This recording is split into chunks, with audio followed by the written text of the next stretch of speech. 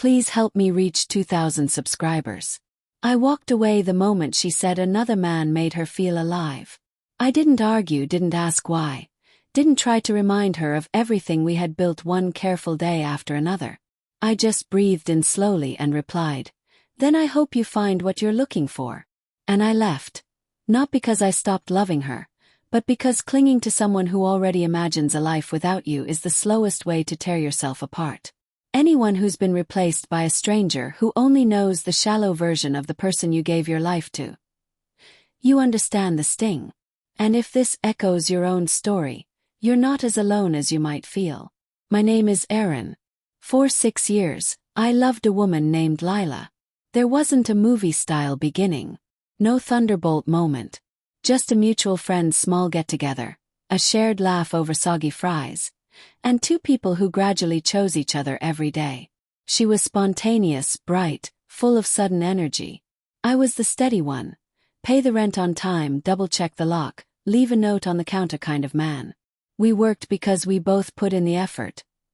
Until the effort became one-sided. Everything shifted when she accepted a new position. Creative director at a rising media company. New co-workers, late meetings, weekend events. And then there was him, Alex. First he was just her supervisor. But then the way she said his name changed. Lighter, almost glowing, like she forgot she wasn't supposed to sound like that when talking about someone who wasn't me. I gently brought it up once. She brushed it off, called me dramatic. But the signs collected like dust in corners you pretend not to see. The growing silence. The way her hand stopped searching for mine.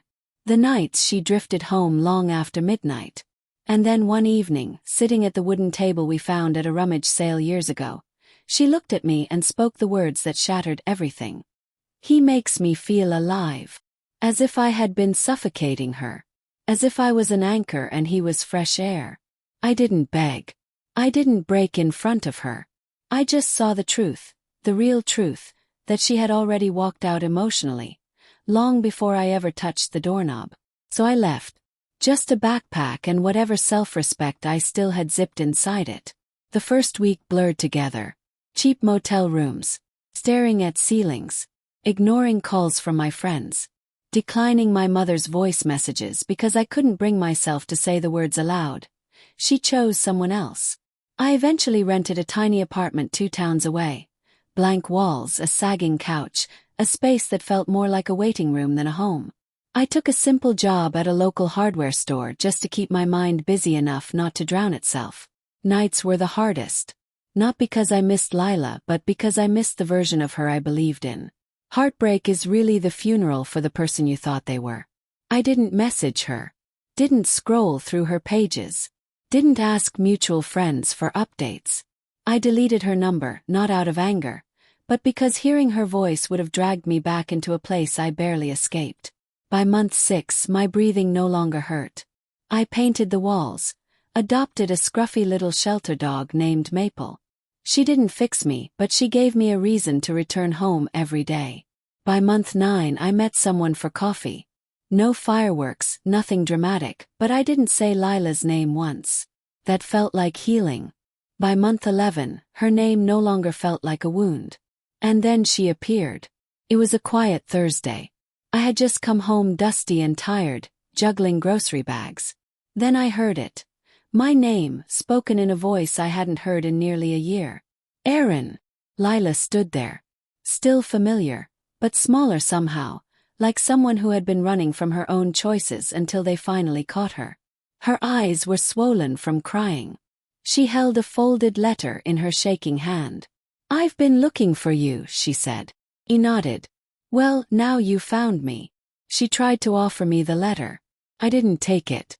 "It's everything I never said before I ruined us," she whispered. Tears fell onto her cheeks. "I lied about Alex. I thought I needed something exciting, something bigger. But that more wasn't real. He didn't want me. Not truly. Just the thrill of the chase. When life got serious, he disappeared." Her voice cracked. "I ruined everything. I don't expect you to forgive me. I just needed you to know the only person who ever made me feel alive was you. I broke the best thing I ever had." For a moment I felt the old ache. The ghost of the man who would have let her in, offered her tea, tried again. But that version of me no longer lived here.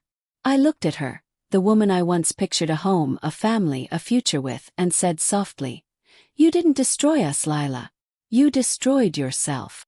She closed her eyes. "I'm so sorry." "I know," I said. "And I hope you find healing. Really do. But I'm not yours anymore." She cried harder, waiting for me to reach for her. I didn't. That wasn't my place now. She left the same way I once did, quiet, empty, undone. I went back inside, put down the groceries, sat on the floor beside Maple, and let the last thread loosen from my chest. It didn't hurt for her. It hurt for the final goodbye.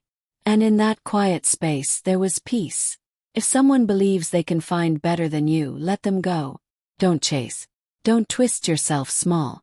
Don't bleed just to keep them comfortable. Because when everything settles, you won't be mourning them. You'll be meeting the version of yourself they never allowed you to become.